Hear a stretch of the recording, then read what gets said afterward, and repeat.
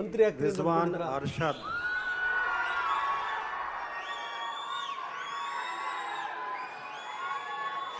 ಇವರನ್ನು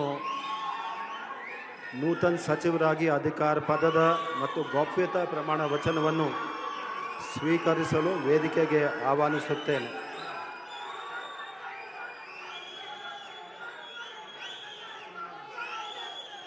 ನಾನು ರಿಜ್ವಾನ್ ಅರ್ಷದ್ ಎಂಬ ಹೆಸರಿನ ನಾನು ಕಾನೂನಿನ ಮೂಲಕ ಸ್ಥಾಪಿತವಾದ ಭಾರತದ ಸಂವಿಧಾನದ ವಿಷಯದಲ್ಲಿ ನಿಜವಾದ ಶ್ರದ್ಧೆ ಮತ್ತು ನಿಷ್ಠೆಯನ್ನು ಹೊಂದಿರುತ್ತೇನೆಂದು ನಾನು ಭಾರತದ ಸಾರ್ವಭೌಮತ್ವವನ್ನು ಮತ್ತು ಅಖಂಡತೆಯನ್ನು ಎತ್ತಿ ಹಿಡಿಯುತ್ತೇನೆಂದು ಮತ್ತು ಕರ್ನಾಟಕ ರಾಜ್ಯದ ಮಂತ್ರಿಯಾಗಿ ನನ್ನ ಕರ್ತವ್ಯಗಳನ್ನು ಶ್ರದ್ಧಾಪೂರ್ವಕವಾಗಿ ಮತ್ತು ಅಂತಃಕರಣಪೂರ್ವಕವಾಗಿ ನಿರ್ವಹಿಸುತ್ತೇನೆಂದು ಭಯ ಅಥವಾ ಪಕ್ಷಪಾತವಿಲ್ಲದೆ ರಾಗದ್ವೇಷವಿಲ್ಲದೆ ಎಲ್ಲ ಬಗೆಯ ಜನರಿಗೆ ಸಂವಿಧಾನಕ್ಕೆ ಮತ್ತು ಕಾನೂನಿಗೆ ಅನುಸಾರವಾಗಿ ನ್ಯಾಯವಾದುದನ್ನೇ ಮಾಡುತ್ತೇನೆಂದು ಶ್ರದ್ಧಾಪೂರ್ವಕವಾಗಿ ಪ್ರತಿಜ್ಞೆ ಮಾಡುತ್ತೇನೆ.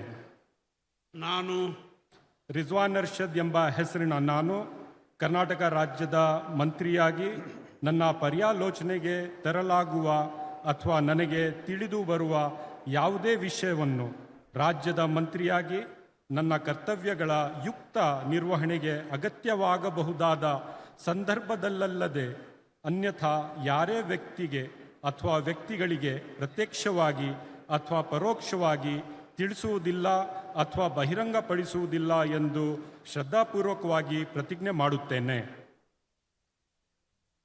ರಿಜ್ವಾನ್ ಅರ್ಷದ್ ಅವರು ನೋಡ್ತಾ ಇದ್ದೀವಿ. ಇತ್ತೀಚಿನ ದಿನಗಳಲ್ಲಿ ಬಹಳ ಜೋರಾಗಿ ಮಾತಾಡ್ತಾ ಇದ್ದಾರೆ ರಿಜ್ವಾನ್ ಅರ್ಷದ್. ಸಾಮಾನ್ಯವಾಗಿ ಏನಂದರೆ ಅವರು ತುಂಬ ಸೈಲೆಂಟ್, ಜಾಸ್ತಿ ಮಾತಾಡ್ತಿರಲಿಲ್ಲ. ಆದರೆ ಈ ಬಾರಿ ಅವ್ರಿಗೆ ಗೊತ್ತಾಯಿತು ರಾಜಕಾರಣ ಅಂದ್ರೆ ಏನು ಅಂತ.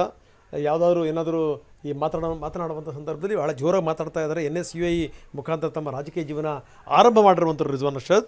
97ರಲ್ಲಿ ಮೈಸೂರು ವಿವಿ ಸೆನೆಟ್ ಸದಸ್ಯರು, 96ರಲ್ಲಿ NSUI ಕಾಲೇಜು ಘಟಕದ ಅಧ್ಯಕ್ಷರು, 97ರಲ್ಲಿ ಮೈಸೂರು ಜಿಲ್ಲಾ ಘಟಕದ ಉಪಾಧ್ಯಕ್ಷರು, 2019ರ ಚುನಾವಣೆಯಲ್ಲಿ ಗೆದ್ದರು. ಶಿವಾಜಿನಗರ ಕ್ಷೇತ್ರದಿಂದ ಶಾಸಕರಾಗಿ ಆಯ್ಕೆಯಾದರು. 2014ರ ಲೋಕಸಭಾ ಚುನಾವಣೆಯಲ್ಲಿ ಅವರು ಸೋಲನ್ನು ಕಂಡರು.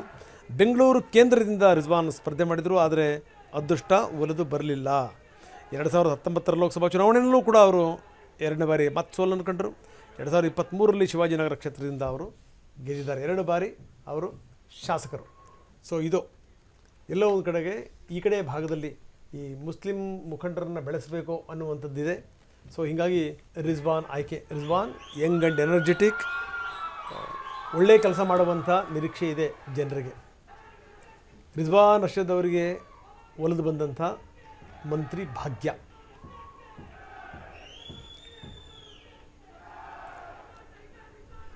ಮೈಸೂರಲ್ಲಿ ಓದು ಬರಹ ಎಲ್ಲ ಮೈಸೂರು.